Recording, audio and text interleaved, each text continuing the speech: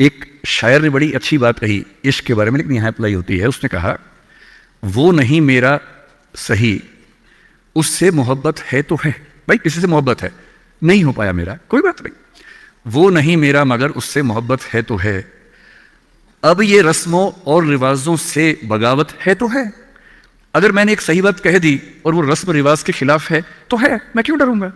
जो मुझे ठीक लगा, अपने ईमान के मुताबिक लगा, मैंने कहा तो मैं करूंगा। तो जो बात मुझे अपनी ओर से शुरुआत में कहनी थी, मैंने आपसे, तनाव रहता ही होगा, पढ़ते होंगे, टेंशन होती होगी, कितना पढ़ें, टाइम मैनेजमेंट कैसे करें, ये सवाल भी आपके सामने है। मैं आपसे, देखिए मेरा काम चीज़ों को आसान करना है। मैं दिल्ली में पढ़ाता हूँ आईएएस के बच्चों को, तो मैं उनको भी ये कहता हूँ कि चीज़ें मुश्किल तो कोई भी कर सकता है, चीज़ें आसान करना मुश्किल है, और हमें तो चीज़ें आसान करनी है। इस दुनिया में कोई भी ऐसा एग्जाम नहीं जिसके लिए आपको 24 घंटे पढ़ने की जरूरत है। अगर आप दिन में 8, 10, एक लेवल के बाद 12 घंटे पढ़ते हैं तो ये बहुत है।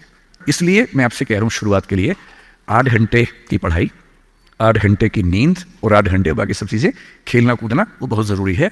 यहीं से बात आती है मोटिवेशन की। एक ये है कि हमारा मोटिवेशन हमेशा कैसे रहे, और एक ये कि कभी कभी स्ट्रेस ज़्यादा हो जाता है, उस समय हम कैसे मैनेज करें। आपकी उम्र में स्ट्रेस ज़्यादा होने की वजह यह भी है कि आपके हार्मोन्स इस उम्र में ज़्यादा, उनमें वाइब्रेशंस होते हैं, तो मूड स्विंग ज़्यादा होते हैं। जैसे जैसे आप मैच्योर होते जाएंगे उम्र के साथ, आपके मूड स्विंग्स कम हो जाएंगे। जैसे आपके पेरेंट्स हैं, आप देखेंगे, स्पेशली फादर को आप देखेंगे, आपके फादर आमतौर पर इमोशनल बातों से बहुत प्रभावित नहीं होते होंगे। जैसे आप कहेंगे, पापा आज मेरी फ्रेंड ने मुझे छोड़ दिया, पापा कहेंगे कोई बात नहीं। आपके अंदर से आंसू छूट रहे हैं, आपका मन कर रहा है मैं क्या कर लूं, आग लगा दूं जंगल में जाके, क्या कर दूं, इमोशंस ऐसे उछल रहे हैं आपके। पापा क्या बोल रहे हैं, कोई बात नहीं, कोई और मिल जाएगा उससे बेहतर, ठीक है। ऐसा नहीं कि बहुत अभ्यास किया उन्होंने, उम्र बढ़ने के साथ साथ हमारे हार्मोन्स का बैलेंस चेंज होता है और आप बहुत मैच्योर हो जाते हैं। मैच्योर होने का सबसे बेसिक मतलब है कि आप किसी इमोशन में बह नहीं जाते, आप खुद के ऊपर कंट्रोल बेहतर रख पाते हैं, तो उम्र के साथ होगा। लेकिन अभी जैसे डिमोटिवेशन आपको होता होगा, करियर को लेकर सवाल मन में आता होगा कि आईएएस बनूं तो कैसे बनूं, कितना पढ़ूं, कितना ना पढ़ूं, ये सब सवाल आते होंगे। मैं तो आईएएस के लिए पढ़ाता हूं। अगर आप आईएएस की तैयारी करेंगे तो इनडायरेक्टली कहीं ना कहीं मुझे उससे फायदा ही होगा। पर ईमानदारी की बात यह है कि वो अकेला रास्ता नहीं है। एक बात को ठीक से, आईएएस बनने का मजा क्या है कि आपका सोचने का तरीका बहुत साइंटिफिक हो जाता है। आप फैक्ट्स पे बात करते हैं, तथ्यों पे बात करते हैं, आर्गुमेंट से बात करते हैं, इमोशन से बात नहीं करते हैं, समझदारी से बात करते हैं। हमारे देश में जो आबादी है, वो आबादी, अब सेंसस जब भी होगा पता लगेगा, पर हम मान के चलते हैं कि वो आबादी लगभग 145 करोड़ के आसपास इस समय हो चुकी है, पूरे इंडिया की बात अगर हम करें। 145 करोड़ में से अगर मैं कहूं कि जो लोग 21 साल या 18 साल से मान लीजिए 30 की उम्र के बीच में है, इन 12 साल में है, मेरे ख्याल से ये आबादी भी कम से कम 12, 15, 20 करोड़ के आसपास तो होगी ही होगी। अगर ये 20 करोड़ लोग सोचे कि मैं आईएएस बनना है, इनमें आधे भी सोच लें, 10 करोड़ सोच लें, आपको ये समझना है कि आईएएस पूरे भारत में कुल मिला के 6000 होते हैं, जिनमें से भी 5000 लोग हैं। आईपीएस भी इतने ही होते हैं, 5-6 हजार के बीच में होते हैं। अगर 10 करोड़ लोग सपना देखेंगे उन नौकरियों का, अगर मैं सारी सिविल सर्विसेज मिला लूं, सेंटर की, स्टेट की, सब मिला लूं, तो सेंटर स्टेट की, सेंटर की कुल 20 सर्विसेज मान लीजिए, सबका कार्डर अगर हम 5000 भी एवरेज रखें तो 1 लाख लोग होंगे। आपके स्टेट का मान लें, स्टेट में मान लेता हूं कि 2-3 हजार लोग होंगे जो सरकारी नौकरी में ठीक पद पे होंगे, उससे ज्यादा का तो कार्डर नहीं होना चाहिए, क्योंकि स्टेट बहुत छोटा आपका है, आबादी बहुत कम है। तो जो नौकरियां कुल मिला के 10-12 हजार हैं, अगर देश का हर युवा सोचे कि मुझे उसी में आना है, तो इसका मतलब है कि हम एक ऐसे रास्ते पे जा रहे हैं जिसमें डिप्रेशन होने की संभावना बहुत ज़्यादा है, एंग्जाइटी होने की संभावना बहुत ज़्यादा है, बहुत लोगों को हारना भी पड़ेगा, बहुत लोगों को हासिल नहीं हो पाएगा वो सब।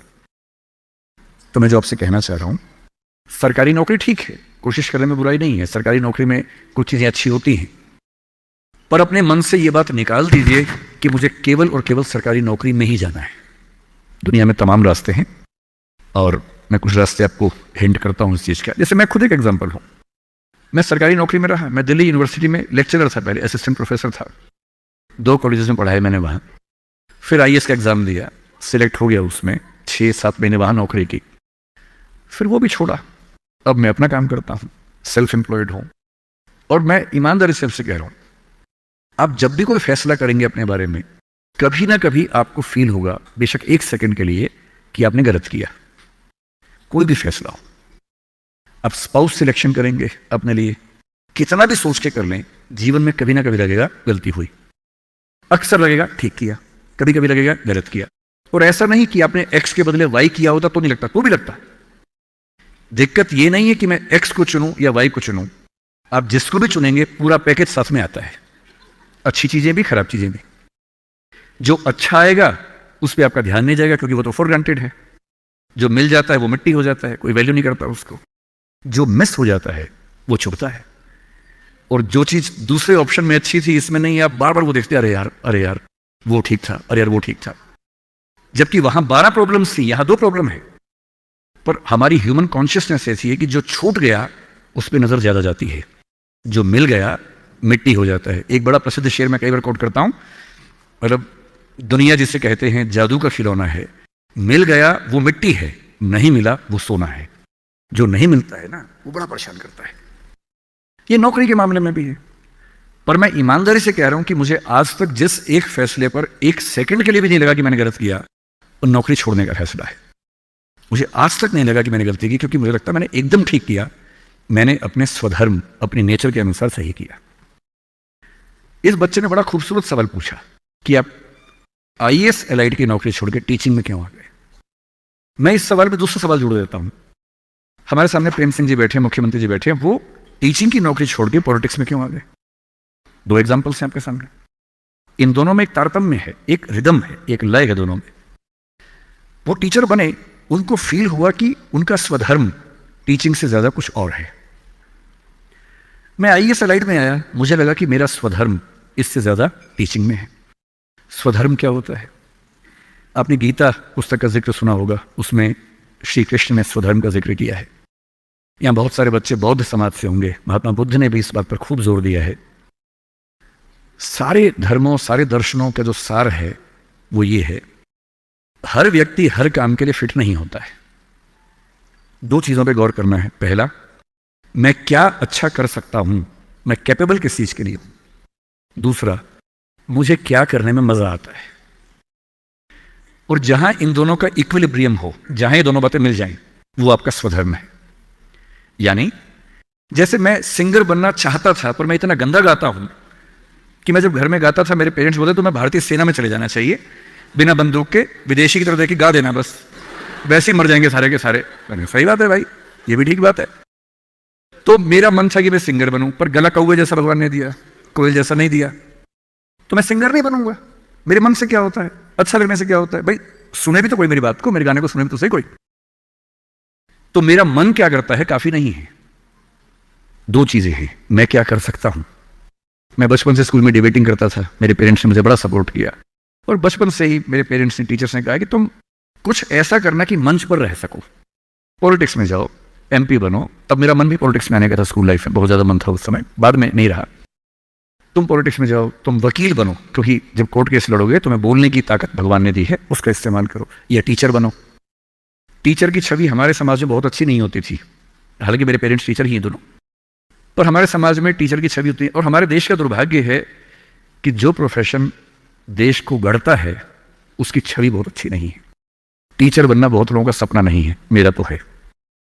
और मेरा स्वधर्म, मैंने महसूस कर लिया कि मेरा स्वधर्म टीचिंग है। और स्वधर्म का मतलब वही 2 बातें जो मैं कर सकता हूं और जो मैं करना चाहता भी हूं। आपके मुख्यमंत्री जी अच्छे टीचर रहे होंगे, पर उनको बार बार मन में आता होगा कि मैं जनता के बीच जाकर उनके साथ काम करके क्यों ना कुछ ऐसा करूं कि पॉलिसी मेकिंग में आऊं। उनका स्वधर्म उनको वहां खींच के ले गया, तो उन्होंने वो किया। और इस दुनिया में जो भी सफल इंसान आपको देखे, कोई भी सफल व्यक्ति देखे, किसी भी फील्ड का हो, आप हमेशा देखेंगे वो वही व्यक्ति है जो अपने स्वधर्म पे चल रहा है, जिसने वही रास्ता चुना जो उसकी क्षमताओं यानी कि कैपेबिलिटीज और उसके इंटरेस्ट यानी कि उसकी इच्छाओं से मैच करता था। तो आप सबसे मैं कह रहा हूं कि IAS या PCS या सरकारी नौकरी की अंधी दौड़ में मत दौड़िए। मैंने बहुत सरकारी नौकरी वालों को देखा है दुखी रहते हुए। सरकारी नौकरी में अच्छा वेतन है तब भी दुखी है, क्योंकि वो नहीं कर पा रहे जो दरअसल करना चाहते थे। सरकारी नौकरी में क्या होता है, सुरक्षा मिलती है, सेफ्टी होती है, सिक्योरिटी होती है, सम्मान मिलता है, समाज के लोग पूछते हैं आपको कि आप सरकारी नौकरी में हैं। गस्टेड ऑफिसर होंगे तो स्टैंप लगा के साइन करने की ताकत आ जाती है। आप